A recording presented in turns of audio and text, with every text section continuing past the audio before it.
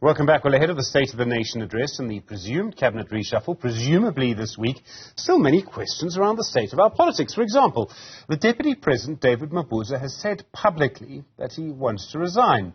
And yet the presidency has asked him to stay on until certain modalities are managed. At the same time, there's perhaps a sense that Ramahosa will not make any major announcements during his State of the Nation address on Thursday night. Khaya Sithole is a political and, I should say, a financial analyst. Khaya, good afternoon to you. I mean, this is so strange. You have a deputy president. He says he wants to resign. We all know Paul Mashatile is going to take over. And yet the president says he's not ready. What's really going on? Good afternoon and good afternoon to the viewers. I think the bigger problem is that the president obviously wants to do a wholesale reshuffle of the executive, and until he knows who he wants to put where, he would hesitate to have any parts of that flow being interrupted by the deputy president voluntarily saying, well, I'm walking away at this time on my terms. So I think perhaps there was a lack of communication amongst the top ANC leaders about exactly how this transition was going to be managed, what was going to happen before the swearing in of the new MPs and after the swearing in, and also obviously the timing of the State of the Nation address. So it looks like perhaps it got away from them in terms of the planning and the execution of this transition. It's interesting, though, because, I mean, Ramaphosa was re-elected leader of the ANC, well, sort of almost 6 weeks ago now. He must have already known what he was going to do. He's had some time to plan all of this. Well, you would think so, but the president is not famous for exhibiting a great sense of urgency when it comes to such matters. He is known, or rather he's notorious for taking time to apply his mind and then figuring out what to do. But I think in this particular case, it has been quite surprising that it's taken this long, because if nothing else, there is the position of the deputy president and the position of the transport minister that after the national conference warranted a particular change. So he didn't have to find any other motivation to say, look, I'm making these particular changes. It is not altogether clear what exactly he has been applying his mind to since that January 8th statement in particular, because at that point in time, the NEC would have met and he would have been able to deliberate on critical matters of this nature. So it's not very clear what he's been doing in the past month since then, because you can excuse him for not doing it immediately after Nasrec, waiting for the January 8th celebrations, waiting for the ANC to convene. But all of that has happened and then he's gone completely silent. Maybe the State of the Nation address was the milestone that he wanted to meet. We might never know. There's so many interesting things around Dr. Nkosazana Dlamini Zuma, the Minister of Cooperative Governance and Traditional Affairs. Literally 24 hours before that ANC conference started last year, she defied ANC instructions and voted in Parliament, voting against instructions around the Phala inquiry. So there would be some speculation that she could be moved. But if the President declares a national state of disaster over Eskom and load shedding, well, she would be the minister who would sign all the regulations. So she could end the week out of cabinet. She could end the week having more power than she already does. I'm not sure which way it's going to go. Well, I think the main issue is that whoever is the Minister of COGTA at the point in time when that state of disaster is declared will be the one that then assumes the responsibility for signing off on those particular regulations. My suspicion is that it's probably in her best interest to move away from that portfolio, because remember, there is the pending litigation around how she actually applied her mind during the initial state of disaster under COVID. She has refused to submit the documents to the successful litigants, and of course they are now arguing that she's in contempt of court. So it's probably not the type of position she wants to stay in, particularly if she's not comfortable with releasing the details that underpinned her decisions back then. So that's the one part.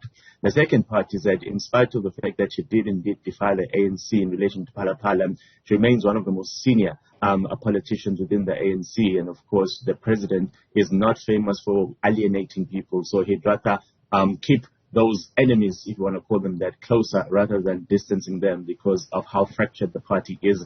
And of course, in your second term, you know that the dynamics of how the ANC treats you as an outgoing leader potentially are very different to how they treat you when they still want you to keep your position and get a new term. Paul Mashatile is deputy president, I mean, in all but name, I'm sure. What kind of deputy president do you expect him to be? I mean, I don't think people use the word unambitious when it comes to Paul Mashatile, but he is someone who's been very loyal to the ANC over the years.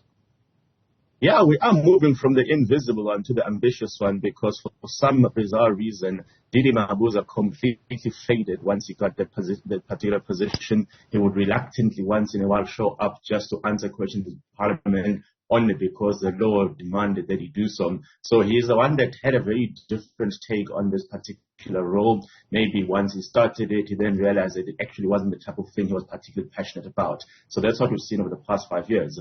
Mashadile, on the other hand, is someone who looks a bit more hands-on. I think him having been in the top 6 up until December, obviously, may force him to actually do much more hands-on work. He then had to assume not 1 but 3 positions throughout the time. So he's probably a bit more involved operationally, so he's probably not someone who's going to be willing to fade into the background and only show up once in a while like the previous deputy president did. But we're going to have to wait and see how he then decides to execute, and you want to be seen to be supporting the president rather than competing with the president, and that's always a big tension point in how these two roles are actually coordinated. Khaya, the impact of our, I suppose, I don't know, weakening, I think decaying states may be the right word, is literally, all around us in most parts of the country at the moment. You can have a quick look at your load shedding schedule to see that. You can have a quick look at any road, go for a quick drive, and you'll feel that on your road. Does a cabinet reshuffle matter? It's becoming less important because I think the key issue here is that everybody understands what the national policies are, what the ANC's policies are. And of course, ministers are the ones that oversee the implementation of that policy. What we do have a problem with is that at the implementation level, there are significant gaps there. There are significant vacuums that need to be addressed. And what you want to be able to see is how we actually address the ability of bureaucrats to do their jobs far more effectively than what we've seen before.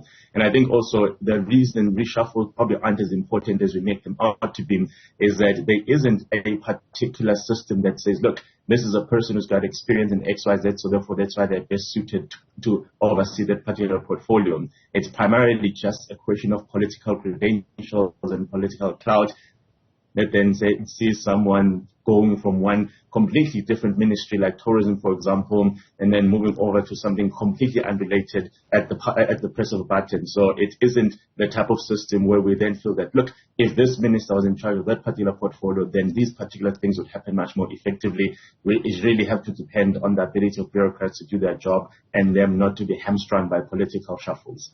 I mean, I think that maybe there's a sense that politicians have just lost control of the situation, that they just aren't in charge of what's actually going on the ground. What's going on the ground is that services are failing. Yeah, so we have seen that arise in what I call the retreat of the state, where the state is no longer a central player in many of the key conversations that we need to have.